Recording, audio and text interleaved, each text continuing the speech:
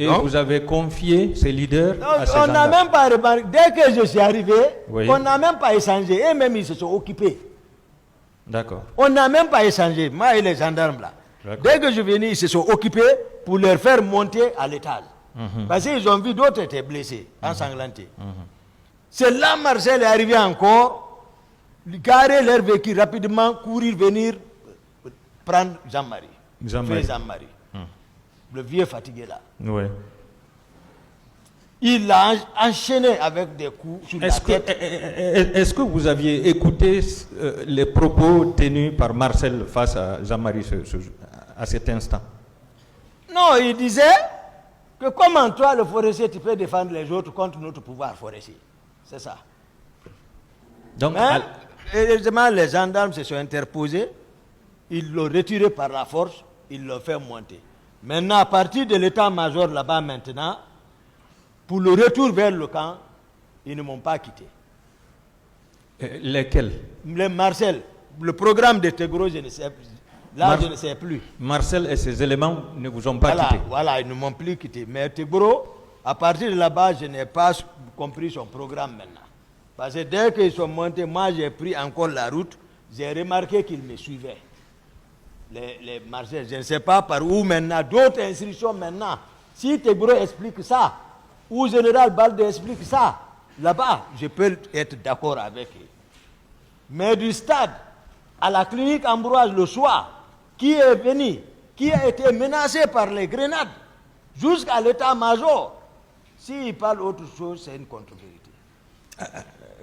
Quand vous êtes arrivé au camp, est-ce que vous avez fait le compte-rendu face à face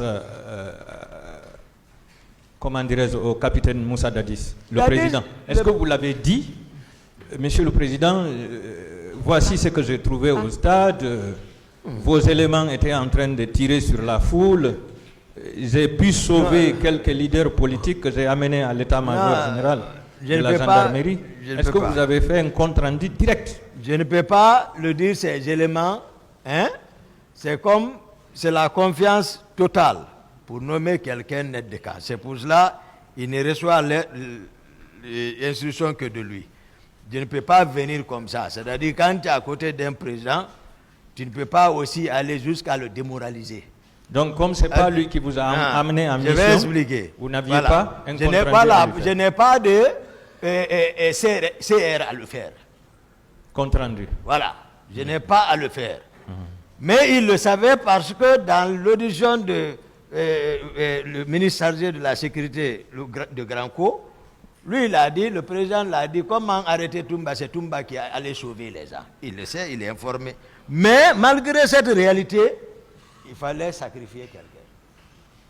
D'accord. Est-ce que cela veut dire qu'il n'y a pas de compte rendu sa mission? Voilà, il n'y a pas de compte rendu. C'est-à-dire qu'il y a le principe des 3 V.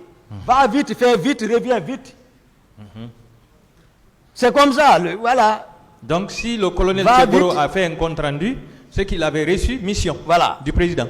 Va vite, fais vite, reviens vite. C'est ça, les 3 V. C'est ça dans l'armée. Vous voyez? Oui. Donc c'est ce qui s'est passé. Moi, je n'avais pas de compte à lui rendre. Parce que c'est moi d'abord qui me suis opposé à lui. D'abord, j'étais fâché. Pourquoi il est sorti jusqu'au dehors? Mais jusqu'au soir, il était dans le même état d'âme. Toujours nerveux. C'est-à-dire, c'est quand, voilà. Difficile à gérer. Voilà, il est dans un état d'âme, lui. Quand il est dans tous ses états, il est difficile à gérer. Jusqu'à le soir, c'est à partir de ce jour même, avant le matin, ils ont planifié tout maintenant. Moi, j'ai compris. Ils ont planifié, je lis avec les ordres. C'est-à-dire, quand je viens, eux-mêmes, ils commencent à prendre position. J'ai dit, ça ne marche pas comme ça. Hein. Mon commandant, quand vous êtes revenu, vous avez vu le président Dadis, est-ce qu'il vous a fait des reproches directement en disant, par exemple, Toumba, comment tu peux aller au stade massacrer les gens? Non, non, non. Est-ce qu'il vous a fait ces reproches? Non, non, non. Dadis sait que je ne peux pas faire ça. Lui-même, il sait que je ne peux pas faire ça. Il connaît. Et il a confiance à ça, là. il sait, je ne peux pas le faire. Il connaît. Il n'a pas été débat entre moi et lui par rapport à ça. Si ce n'est pas pour dire, c'est lui qui a sauvé les gens. C'est tout, hein. Mais les Tégourou, c'est eux qui me font de montage maintenant. Ah, tu sais, voilà, il faut ça, il faut ça, il faut ça, il faut ça, il faut ça. Même Marcel, on ne le demande même pas. Ils n'ont même pas besoin de Marcel. Ils n'ont pas besoin de Pivi. Ils n'ont pas besoin de Gono Sangari. Ils n'ont pas besoin de Tégourou. Ils n'ont pas besoin de Makambo. Maintenant, tout est organisé Toumba. Maintenant, les hommes de Toumba. Quel homme? Quel homme de Toumba? Selon vous, qui a ordonné la destruction de la pharmacie centrale de l'hôpital d'Onka? Non, moi je n'ai pas été vers là-bas, je ne connais pas l'histoire de tout ça. Vous allez demander le ministre de la Santé d'alors, ou le directrice de l'hôpital d'alors. Hein? Selon le rapport de la commission d'enquête internationale, certains blessés n'ont pas pu accéder aux soins parce que des bérets rouges auraient menacé les médecins et les infirmiers sur place. Je ne suis même pas parti vers là-bas. Moi, je n'ai même pas été vers là-bas.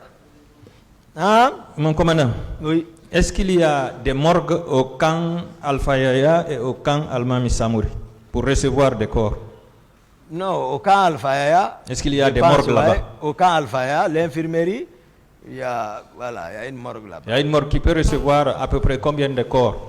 Non, moi je n'ai pas fouillé l'intérieur, mais à vue d'œil, c'est une petite maisonnette. Ça, c'est. Voilà.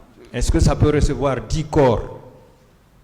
Mais 10 corps, voilà. Mais je ne crois pas si ça peut, parce que ce n'est pas destiné à la conservation.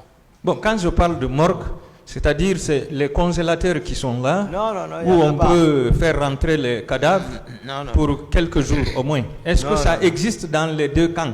Non, je ne crois pas. Alors, selon vous, pourquoi les corps ont été amenés dans ces deux camps? C'était pour montrer au chef? S'ils veulent voir les corps là, ils vont demander le ministre de la Santé, le directeur général des services de santé, la directrice de l'hôpital et Donka, et ils vont tout de suite dire où sont partis les corps. Vous savez, ils savent, Dadis connaît. Attendez.